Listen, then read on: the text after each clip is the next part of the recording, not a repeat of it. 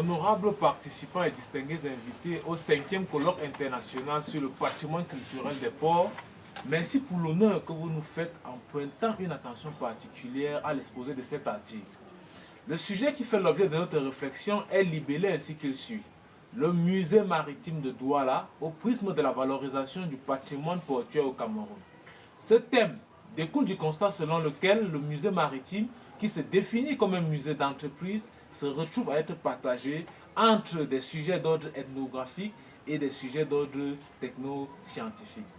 S'inscrivant dans le cadre des sciences, de l'information et de la communication, cet article questionne le rôle et les activités du musée maritime au Cameroun. L'approche de médiation et de diffusion encouragée ici découle de l'approche du musée Forum de Duncan Cameroun, de l'approche sémiologique de l'exposition Bourges de Jean d'Avalon, de l'approche inductive prônée par Virginie Soulier pour ce qui est de la recherche en muséologie. Les idées sont organisées autour de 3 grands axes de réflexion.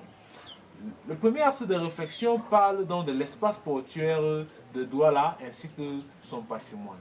Le port autonome de Douala est une entreprise publique chargée de la gestion de la zone portuaire de Douala-Bonabéré. Il dispose d'un patrimoine très peu connu des Camerounais.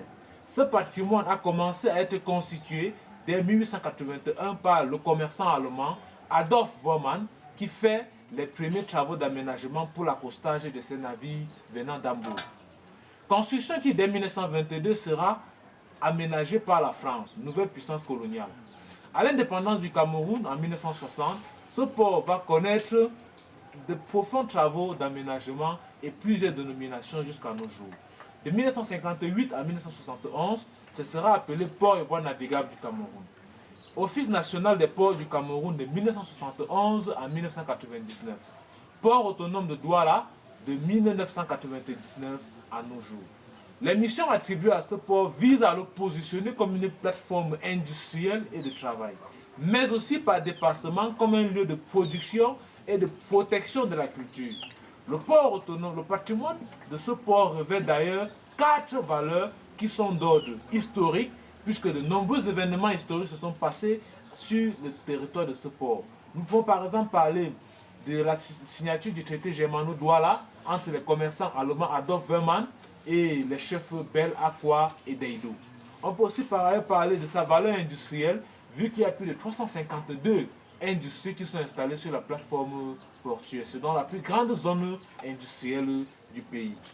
C'est aussi un patrimoine à valeur économique et commerciale, étant la plateforme des activités de non seulement du Cameroun, mais aussi du Tchad et de la République centrafricaine, qui font transiter presque 80% de leurs produits extérieurs afin qu'ils arrivent au territoire de leurs différents pays. Mais aussi c'est un patrimoine subaquatique constitué d'épaves de navires qui sont soit immergés au fond du fleuve ou ils sont semi-flottants. On va par exemple parler du port, on va par exemple parler de la drague Yupwe, qui était vraiment un important patrimoine subaquatique pour le Cameroun. C'est la première drague acquise par le Cameroun en 1978 pour pouvoir donc drainer les rivages du fleuve et faciliter l'accostage de différents navires sur la plateforme portuaire de Douala.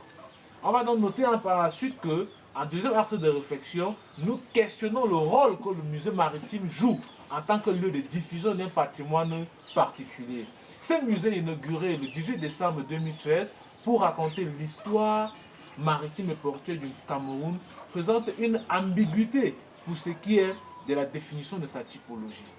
Lui qui se définit comme étant un musée d'entreprise n'a pas pu s'empêcher de traiter des sujets d'ordre ethnographique, abordant 2 thématiques majeures qui traitent de l'homme dans son milieu naturel et de l'évolution des échanges commerciaux et des navires. Le premier thème, parlant donc de l'homme dans son milieu naturel, présente les origines du nom Cameroun, partant de son étymologie portugaise jusqu'à nos jours. Mais aussi il parle du festival culturel Ngondo qui a lieu chez le peuple Sawa et des activités culturelles développées par cette population autour des richesses des eaux. Mais aussi il parle de quelques activités techniques telles que la pêche ainsi que le sablage. Quelques produits halieutiques résultant des eaux camerounaises y sont aussi présentés dans cet espace. La deuxième thématique donc qui parle de l'évolution des échanges commerciaux et des navires parle donc, couvre le premier étage et le deuxième étage de l'exposition de ce musée.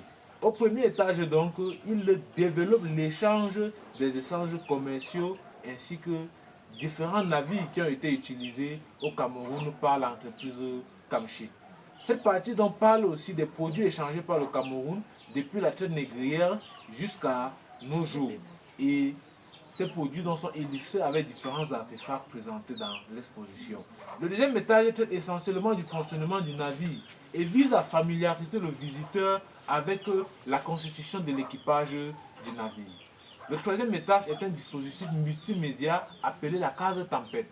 C'est un dispositif donc contenant que 5 vidéos dont chacune met environ 5 minutes qui, telle une tempête, suscite des sensations fortes chez le visiteur. C'est une approche marketing dans ce musée qui interpelle chaque visiteur à revenir constamment renouveler l'expérience dès que l'occasion est à sa portée. Par ailleurs, donc, à cet axe, nous menons une réflexion autour des activités des médiations menées par le musée maritime de Douala. Il s'agit donc de la visite guidée, du programme Vacances au musée, des sorties thématiques ainsi que de l'exposition temporaire. Enfin donc, des perspectives de valorisation du patrimoine portuaire par le musée maritime de Douala, comprenant l'inventaire du patrimoine portuaire, la révision de l'exposition, la proposition d'activités et de médiation et la mise sur pied d'un tourisme industriel sont proposés comme moyen de valorisation du patrimoine portuaire et par extension du patrimoine maritime du Cameroun. Pour ce qui est de l'inventaire, nous préconisons la logique selon laquelle le musée maritime doit veiller à identifier, inventorier et documenter les biens les plus significatifs de l'espace portuaire, ceux qui font l'unicité du port autonome de Douala, et ceux dont l'intégrité physique est menacée tout en faisant des propositions concrètes pour leur réhabilitation et leur réutilisation. La révision de l'exposition intègre une approche sémiotique qui prône à la fois une muséologie du savoir et une muséologie du point de vue, intégrant donc une interprétation scripturale qui définit un fil conducteur de la visite, permettant d'harmoniser le discours des médiateurs, mais aussi d'autonomiser au maximum le visiteur qui vient dans ce musée pour faire des études profondes.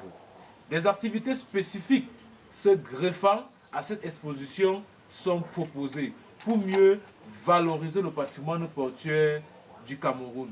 Il s'agit des cours et séminaires de formation proposés au personnel du PAD, des expositions temporaires, des conférences semestrielles, de colloques, ainsi que la production d'une série documentaire intitulée Notre port.